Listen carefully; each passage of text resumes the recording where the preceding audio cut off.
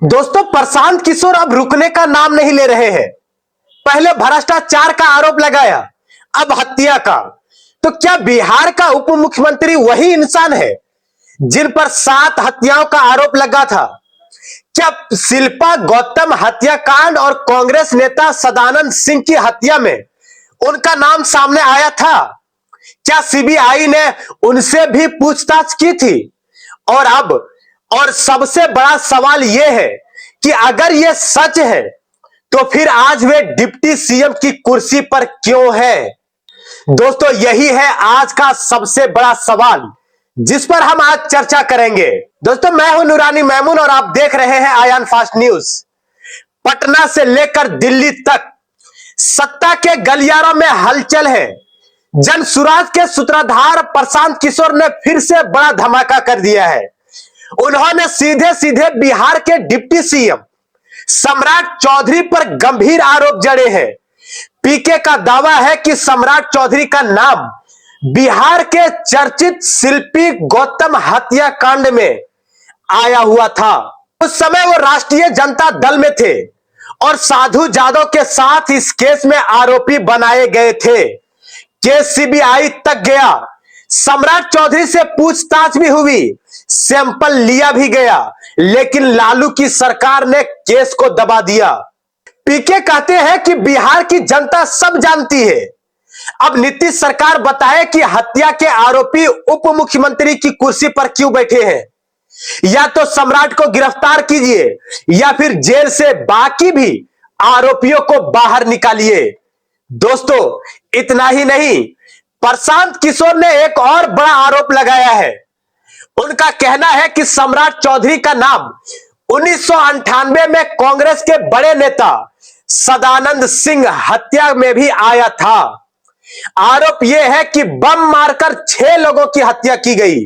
इस मामले में सम्राट चौधरी जेल भी गए थे, लेकिन नाबालिग साबित कर दिया गया और राहत मिल गई। तो सोचिए, पीके का सवाल है कि बिहार का उप मुख्यमंत्री जनता को कब बताएंगे कि आपका नाम इन मामलों में क्यों आया। सीबीआई आपसे पूछताछ की थी या नहीं? अगर आप जवाब नहीं देंगे तो अगली बार मैं पूरी रिपोर्ट जनता के सामने रख दूंगा। इस बार पीके आर और पार की मूड में है। अब जरा सोचिए, एक तरफ पीएम मोदी और सीएम नीतीश कुमार सुशासन भ्रष्टाचार मुक्त सरकार की बात कर रहे हैं, दूसरी तरफ उन्हीं की सरकार में डिप्टी सीएम के पद पर बैठे नेता पर 7 हत्याओं का आरोप है।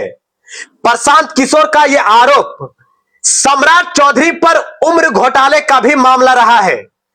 पहली बार मंत्री बनने पर भी विवाद हुआ और फिर इस्तीफा देना भी पड़ा था। अब पीके की मांग है कि सम्राट चौधरी को तुरंत इस्तीफा दे देना चाहिए। यह उन्होंने आज प्रेस कॉन्फ्रेंस करके बताया है।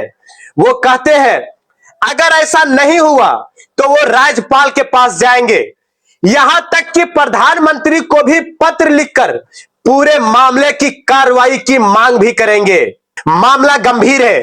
अब सवाल यह है कि क्या नीतीश कुमार अपने डिप्टी सीएम पर लगे गंभीर आरोपों की जांच कराएंगे? क्या बीजेपी इस पूरे मामले पर चुप्पी तोड़ेगी या फिर बिहार की राजनीति में आरोप और सत्ता साथ साथ ऐसे ही चलते रहेंगे?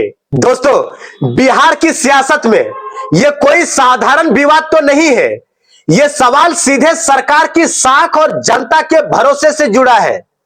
अब देखना यह है कि प्रशांत किशोर की चुनौती के बाद सम्राट चौधरी चुप्पी तोड़ते भी हैं या फिर राजनीति का खेल और पेचीदा हो जाता है।